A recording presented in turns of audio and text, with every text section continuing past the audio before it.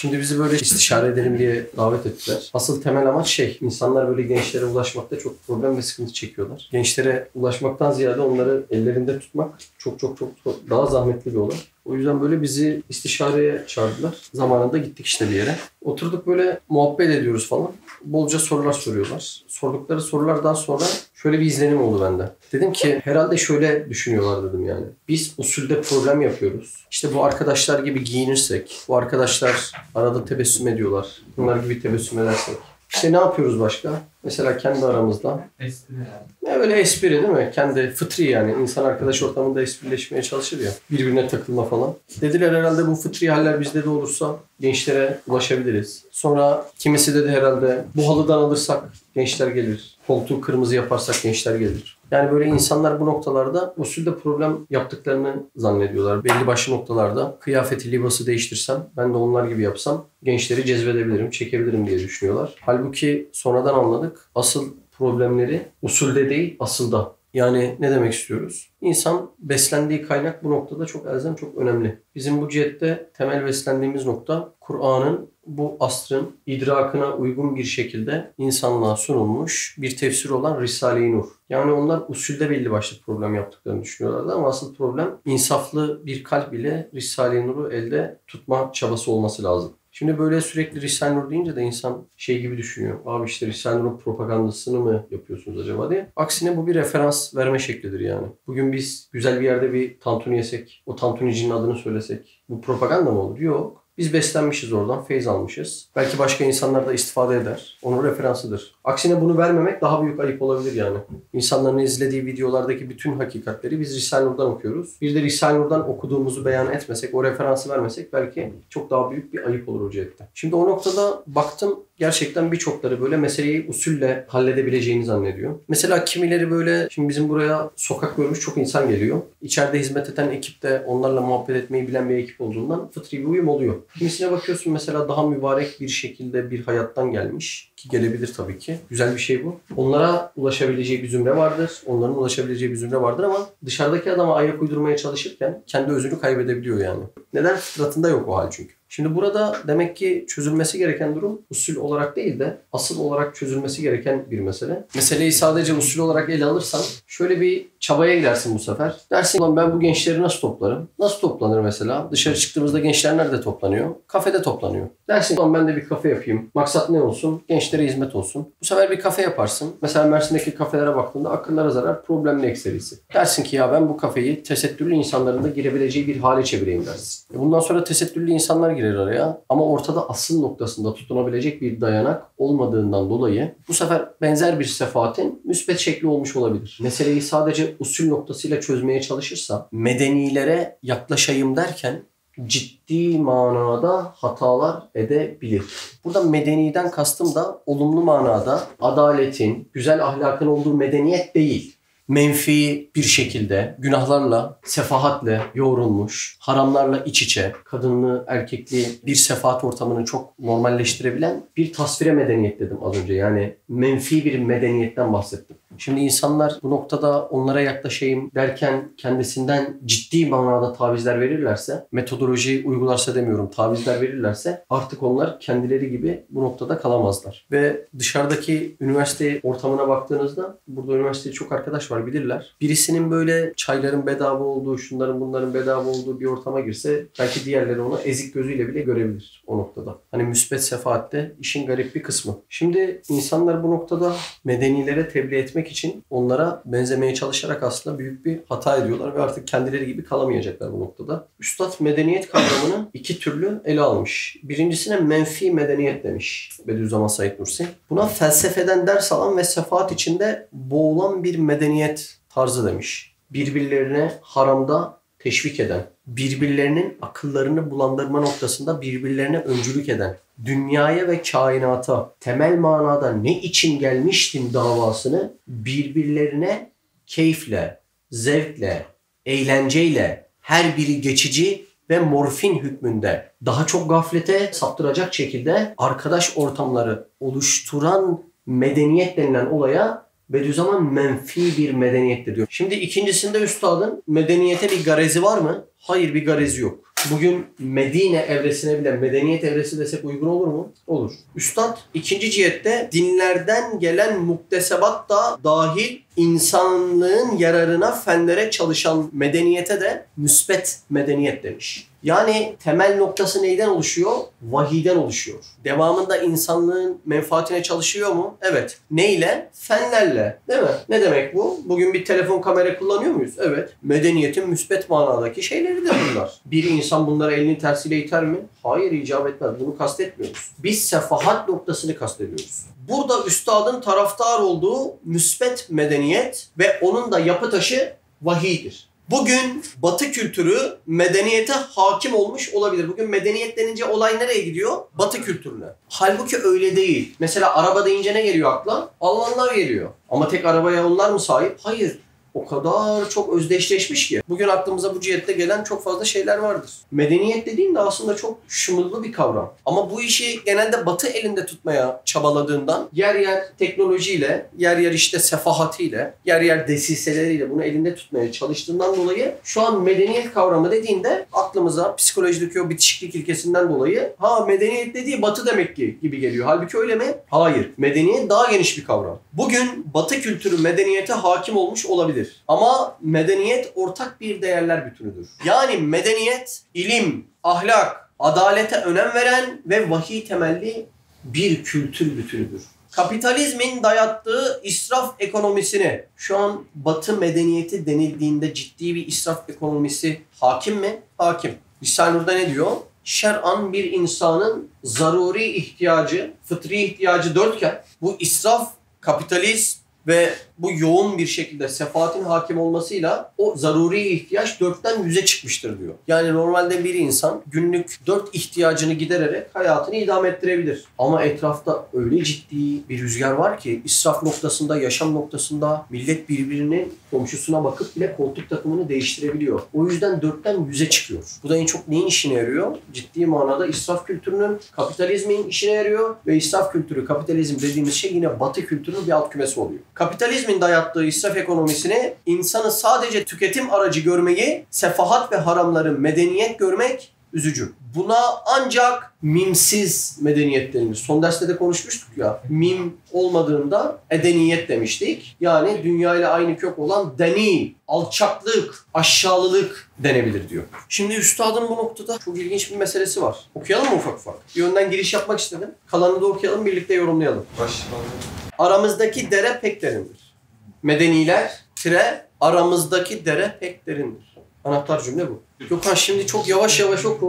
Şöyle biraz birlikte tane tane beyin fırtınası yapmaya çalışalım. O yüzden dikkatlerinizi güzelce verin. Buyurun. Bismihi Subhanehu. Mesnevi Nuriye Habbe.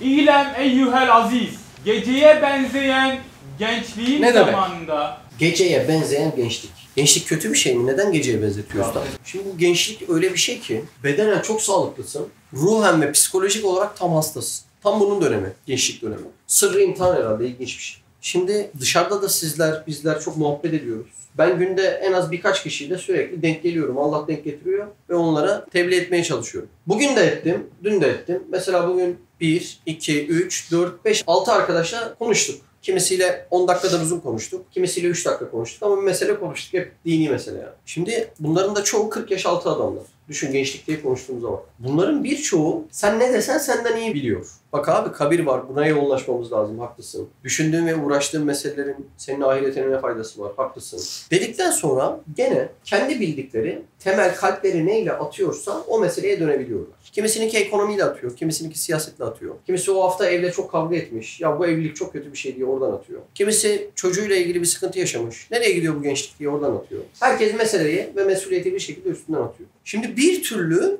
onların neyin beklediklerini göremiyorlar. Yaş itibariyle, değil mi? Hani ortalama 60 yaş derler ya ölüm için, değil mi? Yoksa sıralı bir ölüm yok. Kimin ne zaman belli değil ama ortalama 60 yaş desek, yaş itibariyle kendilerine yakınlaştırmadıklarından ve yakıştırmadıklarından dolayı ölüm denilen mesele onlar için tamamen karanlık bir odadan ibaret. Şimdi yan odada şöyle bir köpek olsa. Ne olsun? Mastiff olsun. Arjantin Dog olsun. Şuradan da ufak ufak sesi duyuluyor Alper abi. Arjantin Dog o ya. Kafası vücudu kadar böyle. Böyle bir kafası var. Köpek de uyuz mu uyuz, kuduz mu kuduz. Tam yan odada. Şimdi sen desem ki ya Süleyman bugün getirdiğin ışık numunesi de yan odada kalmış babacığım. Bizim Dogo da aç ama şunu getir desem. Şimdi yan oda senin gözünde olmasa bile kalbinde aydınlanır artık. Çünkü köpeğin olduğuna dair emareleri duyabiliyorsun. Köpeğin hırlamasını duyuyorsun, darabaya vurmasını duyuyorsun. Tam kapıyı açtığında bir çift göz görüyorsun karanlığın içinde. Bunlar senin için emare var olduğuna dair. Gençlikte o bir çift gözü bile göremeyen o kadar çok insan var ki. Yani gafletin dibine kadar boğuluyor. Ve nerede boğuluyor biliyor musun? Tam bir gün sonra kız arkadaşıma doğum gününde nasıl bir sürpriz yapayım? Bak bir gün sonranın en önemli gündemi ve 2 gün sonra tamamen geçecek. Hiçbir esprisi önemi kalmayacak. Bu mesele onun için dünyadan ve ahiretten daha önemli oluyor. Daha yanında, yakınında, yamacında, yan odasında olan hiçbir emareyi göremiyor, duyamıyor. Bu ekseriyetle gençlik vaktinde, gençlik zamanında olduğundan dolayı Said Nursi bu tefekkürü yaparken geceye benzeyen gençliğim zamanında diyor. Yani o tabii bize bu noktada söylüyor. Görmemiz gerektiği kadar kabrin yakınlığını bir türlü nurlanıp kalbimiz tenevvür edip göremiyoruz. Devam edelim. Gözlerim uyumuş idi. Ancak ihtiyarlık sabahıyla uyandım. Mealinde olan ve ayni kad namet bi leyli şebibeti ve lem tentebih illa bi subhi meşibi. Şiirin şumulüne dahilim. Şumul ne demek? Kapsayan değil mi? Geceye benzeyen gençliğim zamanında gözlerim uyumuş idi ancak ihtiyarlık sabahıyla uyandım. Bu şiir buymuş. Aynı evet. şey. Şiirin şumulüne dahilim. Devam edelim. Çünkü gençliğimde en yüksek bir intibah şahikasına çıktığımı sanıyordum.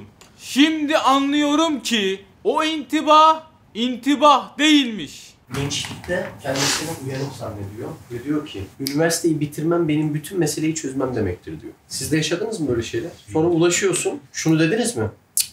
Bu intibah değilmiş ya. Gene tatmin olmadı kalbim dediniz mi? Evlendiğim anda bütün kalbi problemlerim çözülecek. Zaten evlilik imanın yarısı değil mi falan. Değil mi? O da oldu. Oldu mu peki? Hayır. Kalp bir türlü doymadı. Planlarınız bir türlü...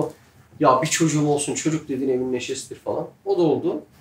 Allah Allah. Ya da ya şu benim 3 tane arkadaşım var onlarla bir ortak işe gireyim. Tamam bitti mesele ya. Biz yürüyüp uçup gideceğiz yani. Oldu mu? Olmadı. Sağlığımdaki şu sorun bir geçsin var ya canavar gibi olacağım. Canavar. Oldu mu? O da olmadı. Yani mana yüklediğin ne varsa kimisi 1 ay, kimisi 1 yıl, kimisi 10 yıl sonra önüne çıktığında gördün ki bunlar senin asıl temel olarak beklediğin meseleler değilmiş. Yani senin intibah olarak saydığın ve keşfettiğini düşündüğün o mesele asıl intibah değilmiş. Senin keşfettiğini düşündüğün şey asıl keşif değilse demek sen uykuda uyumuşsun. Rüyada bu meseleyi zannetmişsin. Devam edelim. Ancak uykunun en derin kuyusunda bulunmaktan ibaret imiş. Uykuda realizmden, gerçeklikten oldukça uzaktır ya. Böyle hayal edersin, uykuda görürsün. 2 dakika içinde 5 ülke gezersin. 2 dakika içerisinde 20 yaş gençleşir, 20 yaş yaşlanırsın. İstediğin birçok şeyi elde edersin. Ama işin hakikatine bakarsan uykuda içtiğin çorba uyandığında hakikatte seni doyuramaz. Bir kişinin gençliğinde tatmin olmayı hayal ettiği ve beklediği şeyler ileriki yaşlarda da onu tatmin edip doyuramayacaktır. Devam edelim. Binaenaleyh medenilerin iftihar ile dem vurdukları tenevvür intibahları yani şu medeniyetteki bizim yaşam şeklimiz, dem vurdukları değil mi? Bizim bu baloları düzenlememiz insanlığın bütün tarihini değiştirecek falan. Değil mi? Gençlerin oluk şu kurslara gelmesi o gençlerin bütün geleceğini değiştirecek falan. Değil mi? Şu derste müfredata girerse tamam çözdük işi falan. Doğru mu abi? Doğru mu anlıyoruz? Ha? Medenilerin iftihar ile dem vurdukları tenevvür ve intibahları. Tenevvür? Nurlanma. İntibah? Uyanışlarındaki nurlanışları. Aydınlanmaları benim gençlik zamanımdaki intibah kabilinden olsa gerektir. Ancak uykunun en derin kuyusunda bulunmaktan ibaret imiş. Binaenaleyh medenilerin iftihar ile dem vurdukları tenevvür intibahları benim gençlik zamanımdaki intibah kabilesinden olsa gerektir. Üstadın gençlik zamanında uyanışım dediği şey gerçekten uyanış mıydı? Hayır. Peki buradaki müsbet medeniyet mi, menfi medeniyet mi konuşulan? Buradaki menfi medeniyetin, evet ya, biz toplumun, geleceğin ve tüm gençlerin aydınlanmasına sağlayacak asıl adımları bulduk dediği şeyler. Sizce gerçek bir uyanış, gerçek bir aydınlanma, gerçek bir yükseliş mi? Hayır değil. Üstad onların buldukları şeyleri aynı kendi gençliğine benzetiyor. Bugün insanların toplumu kurtarmak için yazdığı, içinde ütopyalar barındıran kitapların tamamını bir odaya doldursak, o kitapların içinden en kalitelilerini toplasak, daha bir köyün saadetini temin edebilmiş bir kitap yoktur işlerinde. Ama Efendimiz Aleyhisselam'ın 1400 yıl boyunca bıraktığı beyanı ve en büyük mucizesi olan Kur'an'ı köyün değil, toplumun, dünyanın bütün saadet çekirdek ve temellerini içinde barındıran esas ve tek yegane kaynaktır. İnsanlar kainatın yaratılış amacı olan ve kullanım kılavuzu olan böyle bir kaynaktan uzak dursa, kendi ütopyaları hem de adetullah'a, Allah'ın yaratış kanunlarına aykırı kendi ütopyaları değil, toplumun bir ev halkının dahi saadetini garanti altına almasının imkanı yoktur. Ve onlar her bulduğu projede, her yazdığı kitapta, her yeni adım attığı gençlere ulaşma hevesinde bir kez daha yanılır, bir kez daha aldanır ve birçok genci bir kez daha aldatırken kendilerini evet ben gençliğin uyanışını şimdi buldum diye bir de kandırır. Mesela projelerle gençliğin rahatlamasını sağlıyorum ama burada temel rol içki oynuyor. Nasıl bir iyi niyet olabilir? Şimdi mesela bugün müfredata katılan birçok ilim, Üstad ne diyor buna? Fünûn-u cedide. Bir ufak mesele anlatayım. Şimdi Alper abi Lisanur'da bir yer geçiyor. Beytüşşevap'ta Üstad'ın bir tane talebesi var. Bu talebesi çok güzel bir insanken Üstad'dan biraz uzak kalıyor. Bunun biraz aklını çeliyorlar. Aklı çelindikten sonra diyor ki, o talebesi Kürt, Şırnak Beytüşşevap. Ben Rafizi bir Kürdü, yani delalet yolunda diyelim. Ben Rafizi bir Kürdü, salih bir Müslüman olan Türkiye tercih ederim diyor. Üstad eyvah diyor. Çünkü burada asıl kriter ne olması lazım abi? İman ve Müslümanlık olması lazım değil mi? Ama artık ırkçılıktan yana gidiyor. Eyvah dedim diyor. Bir hafta onunla uğraştım ve sonunda düzelttim diyor. Bu yazdığı mektupta Beytüşşevap'taki talebesi bu hastalığa neyle düşmüş biliyor musun Alper abi? Fünûn-u cedide denen müsbet ve pozitif ilimlerle düşmüş. Hep yararlı gibi gösterilen ama içinde diyalektik barındıran, güya mantık çalıştırıyor gibi gözüken ama mantığı ve aklı bomba yüklüğünde paramparça eden meseleler menfi medeniyetin birer maşası maalesef. Benim akrabam geldi bu hafta yanıma. Onun çocuğuna dershanede, okulda da demiyorum ha, dershane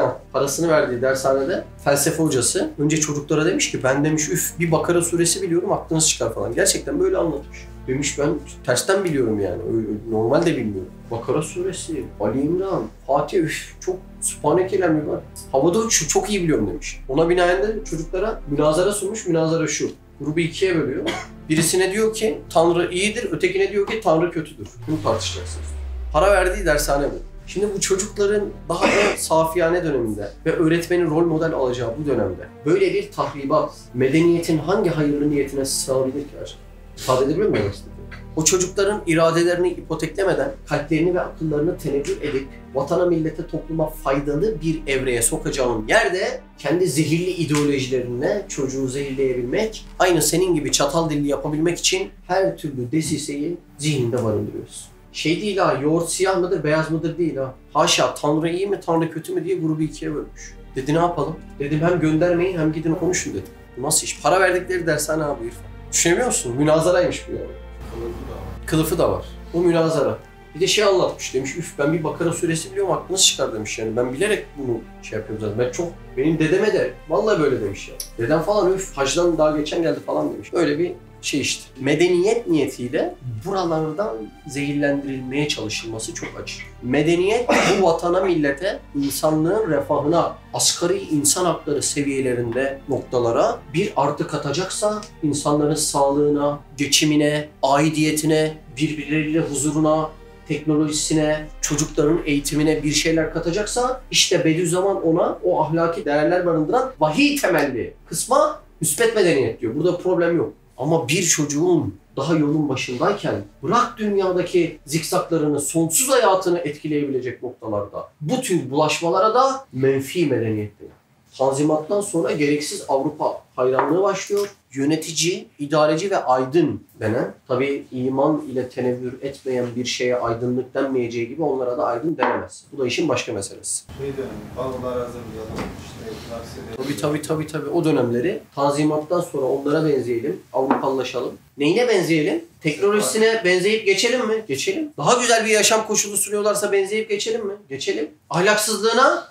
Hayır. Orası bize gelmez. Olayın sonunda Japonya'yı anlatacağım size. Çok ilginç bir şey anlatacağım yani Japonya ile ilgili. Abi şey diyor Üstad medeniyetle ilgili menfi kısmıyla ilgili Şaşay suresini anlarlar diyor yani. Ha, eyvallah.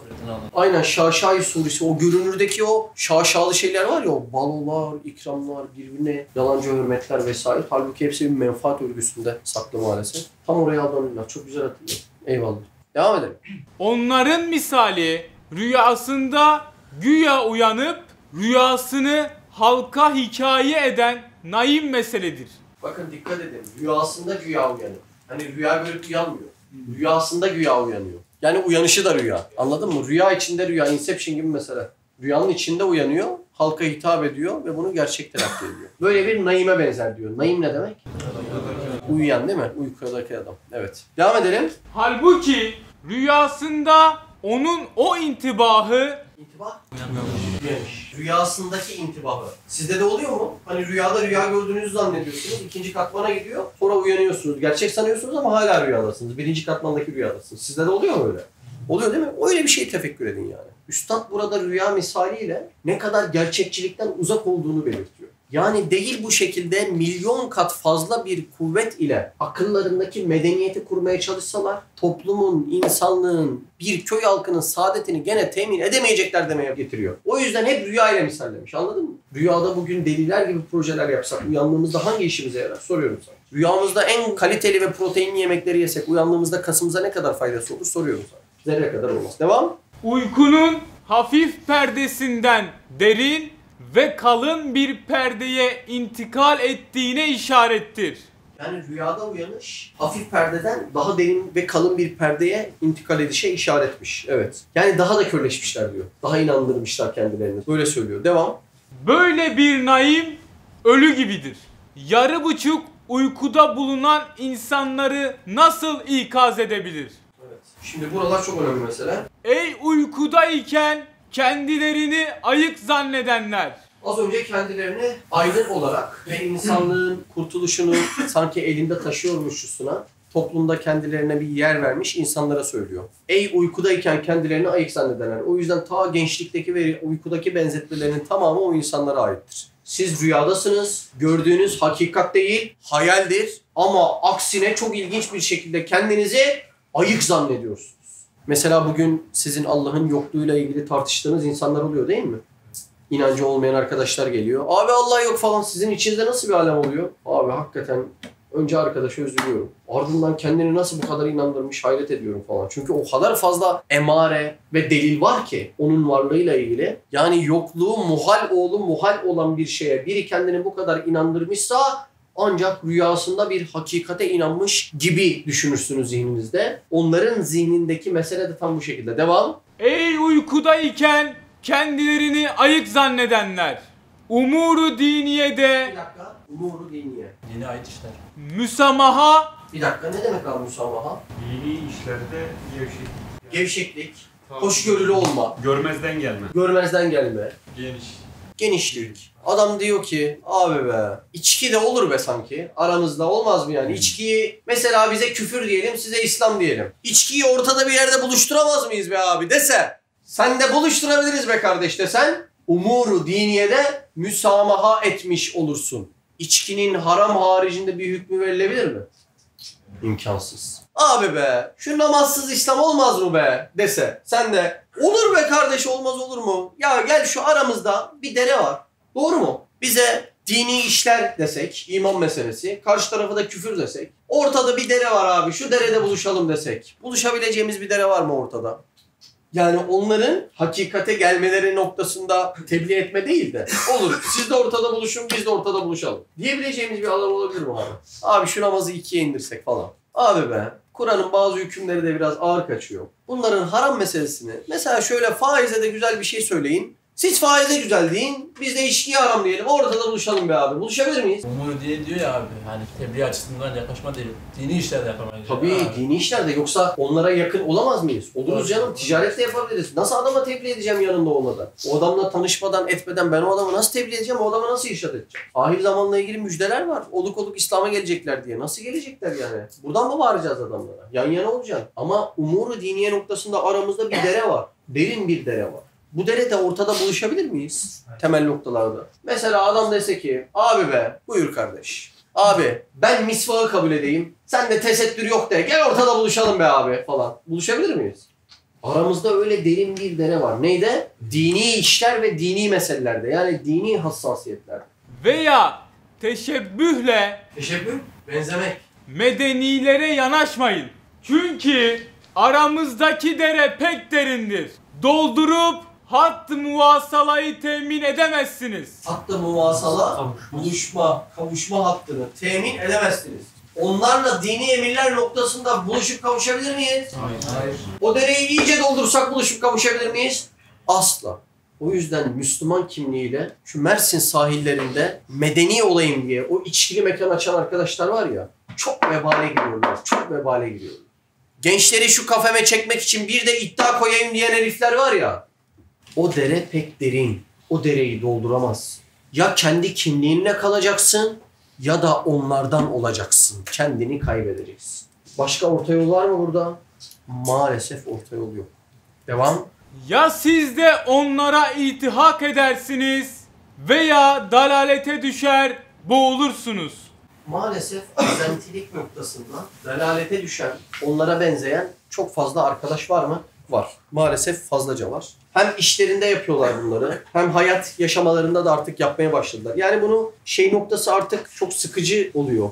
Ya onların aynı giydiği gömlekten mi giyiyorsun? O markadan mı, bu markadan mı? İnşallah hassas olan onlara da dikkat etsin ama sen onların kötü ahlakını aldıktan sonra üstüne bir de gömleğini alsan ne olacak? Onların kötü ahlakını aldıktan sonra şu an sadece Türkiye'de 30 milyondan fazla resmi araba var. Hangisi Türk malı ki yani? Zaten almışsın yani. Ama bir de ahlakını da almışsın. Sen onların kötü ahlakını aldıktan sonra bu aramızdaki dere pek derinse onların kötü ahlakıyla orta noktada bir yerde buluşmamızın imkanı yok. Ya dalalete düşeceksin ya da bizzat onlara benzeyeceksin. Ve bugün üniversiteye gittiğimizde acaba böyle Efendimiz Aleyhisselam'ın ahlak-ı âlisinin kokusunu alabiliyor musunuz bir üniversitede?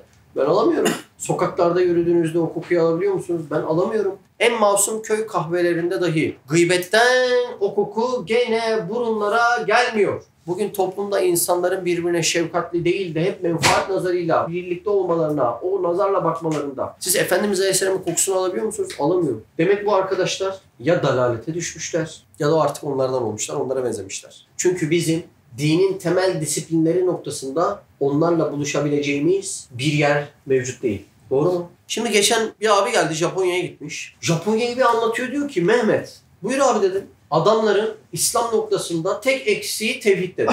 Nasıl yani dedim ya. Ya kardeş bak, adamlar İslam'ın ahlakını almışlar ya, bir eksikleri tevhid dedi. Abi yok dedim ya, öyle şey mi olurdu? Dedi ki inanmıyorsan Mehmet Akif'in şiirini aç dedi. Ne yani dedim. Mehmet Akif Ersoy Japonya ile ilgili şiir yazmış, biliyor muydun Mehmet? Hatta bir hafta boyunca içeride bayağı arkadaşlarla böyle, bize de çok garip geldi ya. Allah Allah dedik ya. Bizim abi Japonya'ya gitmiş, oraya anlatıyor. Bir de Mehmet Akif'in şiiri varmış. Ben zaten Abdülhamit Han Japonya'da bir üniversite kurduruyor vakti zamanında. Ben diyordum yani Abdülhamit Han gibi bir zat Japonya'da kurduruyorsa çok stratejik bir hamlesi vardır bunun diyordum. O abi Japonya'yı anlattıktan sonra tam idrak ettim yani. Mesela Japonya'da dolmuşlarda ve okullarda kız erkek ayrıymış, biliyor muydunuz? Burada olsa var ya, taşlarlar. Bizim fakültede ayrı değil ya. Sizin fakültede bile değil mi? İslam İlimler Fakültesi de bile ayrı değil. Çok üzücü bak. Ve diyor ki abi diyor, bayanlar içerisinde böyle yani pantolon giyen bile çok rastlamıyoruz. Ekseriyetle etek giyiyorlar. Ben şiiri okuyayım, şiirden anlatayım mı size? De yasak herhalde. Pantolon da yasak. Öyle mi abi? Ben geçen bir haberde okudum. Kadınların el sıcaklığı fazla olduğundan dolayı Japonya'da sushi yapmaları yasaklanmış kadınların. Yani lokantada çalışmaları. Yani aslında şey yapmaya çalışıyorlar. Zahmetli işlerden onları çıkarmaya çalışıyorlar. Ama Türk medyasında nasıl oluyor bu tabii? Tabii canım, kadınların eli güneşten geldiği için falan böyle bir espriler dalgalar doldurmuşlar etmişler falan. Böyle bir mesele. Ben bir şiir okuyayım. Müslümanlık sanırım parlayacaktır orada. Sade Osmanlı'nın gayreti lazım arada. Bak Mehmet Akif Han. Sorunuz şimdi Japonlarda nasıl millettir? Onu tasvire zafer ya bulamam hayrettir. Şu kadar söyleyeyim dini mübinin orada ruhu feyyazı yayılmış. Yalnız şekli bu da. Alper abi ilk kez mi dinliyorsun bunu? Evet. Çok ilginç değil mi? Siz gidin saffeti İslam'ı Japonlarda görün. O küçük boylu büyük milletin efradı bugün. O İslam'daki temizlik meselesi. Birbirlerine hep tebessüm etme meselesi. İçlerindeki güven meselesi. Çok ciddi belki yer yer projeleriyle memleket olarak varlıklı da olsalar mütevazi bir yaşam meselesi. Müslümanlıktaki erkan-ı siyanette ferit, Müslüman denmek için eksiği ancak tevhid. İslam'ın saffetinin ahlakı öyle bir hal almış ki orada bak. Akif'in cümleye bak. Doğruluk, ahde vefa, vade sadakat, şefkat, acizin hakkını ilaya samimi gayret. En ufak şeyle kanaat, çoğa kudret varken, yine ifrat ile vermek, veren eller darken. Abi adamlarda bir sürü otomotiv firması var. Bizim o abi anlatıyor. Hem diyor ufak ufak arabalara biniyorlar, hem Japonya'da öyle bir ahlak var ki onların bir arabaya yalnız başına girmeleri onlar için üzücü bir durum diyor. Utanç meselesi diyor. Nasıl olur da yan komşumu, ihtiyacı olan birisini ben o arabaya atıp da götürmem diyor İrfan. Bak adamlar dev otomotiv. Toyota falan Japonya değil mi? Yanlış mı? Honda, Toyota. Buyur. En büyük otomobil üreticisi Japonya. Japonya değil mi abi? Adamlar belki dünya devi. Diyorlarmış ki yani ben bir arabada tek gözükürsem bu benim için utanç meselesidir. Bir de utanma noktasında da dur geleceğim oraya da. Çok şeyler yani adamlar. Hani teksem bu arabanın yakıtı israf. Dolmuşla gideyim mantıklı. Yolu işgal ediyorum tek başıma. Yolu işgal ediyorum tek başıma. Yani İslam'ın o hassasiyetinin ayrıntıları var adamlarda neredeyse. Çok ilginç değil mi? Bak ne diyor? Tek eksiği tevhid diyor. Kimsenin ırzına namusuna yan bakmayarak 7 kat ellerin evladını kardeş tanımak. İnanılmaz bir saygı, inanılmaz bir hürmet varmış abi o noktada. Bizim abi işte yanlış dolmuşa mı binmiş, bir yere mi gidecekmiş? Oradan otobüs şoförüne sormuş. Otobüsü durdurup yanına gelip nereye gideceğini tarif etmiş. Ondan sonra otobüse biniyor. Otobüs şoförü abi. Vatandaş değil. Mersin'de hayal ettim. Şakir Ezile. Mersin'de hayal ettim değil mi? Kendi yolcusuna tarif etmiyor ki. Kendi yolcusuna öyle tarif. Abi geç zaten kafa 1 milyon olmuş. Geç sen de 1500 olmuş. Geç falan. Öleceksin denilen noktada merdane sebat. Yeri gelsin gülerek oynayarak terki hayat. Hani bunlarda şey var ya ne deniyordu İrfan?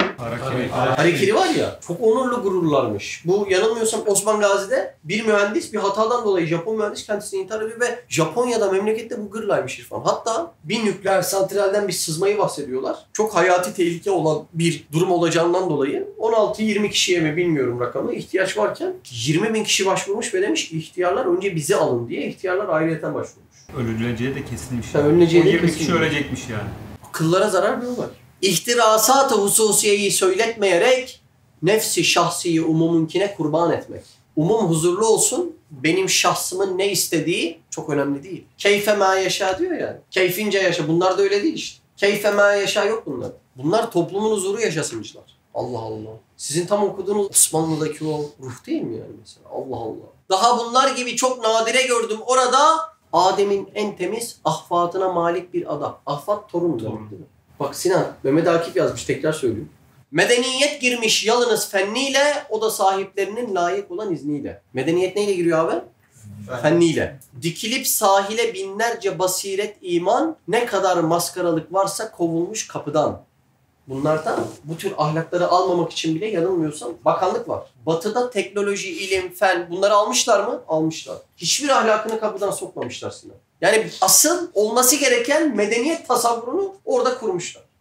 Müsbet manadaki. Fen, teknoloji, topluma menfaati olacak, faydası olacak, gençlere akli noktada, ilmi noktada, kalbi noktada onları ferahlatacak bir sosyal aktivite bile olur. Herhangi bir noktada bir şey varsa almışlar ama asla sefaatiyle haramını günahına almıyor. Mesela bir sinema filmi çıktı, bütün dünyayı kasıp kavuruyor. Bu adamların o bakanlığı izliyor. Onay verirse yayınlanıyor. Ya, değil mi abi? ya. Yani orada bir sınır koymuşlar. Tabii sinema filminde bile popülist değiller. Bakanlık onay verirse izliyorlar. Evet. Ama bunu istibdad olarak değil, ahlaki değerlere uygun mu diye yapıyorlar. Ve şu an çektiğimiz kamera bile Japonların aslında. Canon. Canon da onların değil mi? Dünyadaki en çok robot Japonya'da var. Allah yani. Allah. Canon, Nikon. Bak onlarla çekiyoruz görüyor musun? Garbın eşyası eğer kıymeti haizse yürür, moda şeklinde gelen seyyiye gümrükte çürür. Sinan çok ilginç değil mi şey? Bak tekrar söyleyeyim Mehmet Akif yazmış. Gece gündüz açık evler kapılar mandalsız, herkesin sandığı meydanda bilinmez hırsız. Orada birisi metroda bir eşyasını unutsa Alper abi, alınıp emanetçiye verilmiyormuş. Metroda tam orada bırakılıyormuş ki adam gelince rahatça bulsun diye. O kadar yani. Bizim abi anlatıyor ya, orada mangal yerleri varmış. Tam mangal yakacaklarken birisi yanmaz kağıt koymuş altına. Sonra o abi de artık şey olmuş yani, belki rahatsız biri, bilmiyorum böyle. İnadına bir iki parçayı bir yere atıyor. Onlar gittikten sonra gelip birileri gene toparlamış. Lan demiş bunlar ne rahatsız adam. Bizim abi diyor ki halbuki bizimki rahatsız. Ya bu mu normal diyor ya. Ne kadar üzüyor, ne olmamız gereken yerde. Yaptığımıza bak yani. Ya o mahviyeti insan göremez bir yerde, Tagon'un umduğumuz tavrı mı vardır? Nerede? Gidelim der götürür sonra gelip ta yanıma, çay boşaltırdı ben içtikçe hemen fincanıma. Misafirperverlik de iyiymiş yani. Müslümanlık sanırım parlayacaktır orada, sade Osmanlıların gayreti lazım arada. Misyonerler gece gündüz yeri devretmedeler. Ulema vahyi ilahi mi bilmem bekler. Oraya gidip tebliğ etmek için neyi bekliyor diyor. Vahiy mi bekliyor diyor.